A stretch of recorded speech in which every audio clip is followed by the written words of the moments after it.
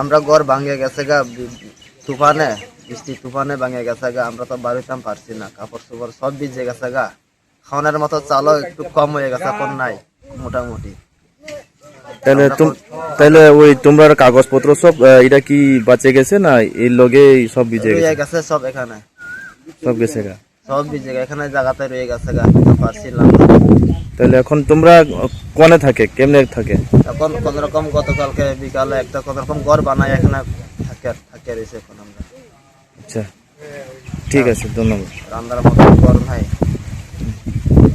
ঠিক কষ্ট করিয়া থাকুন লাগে।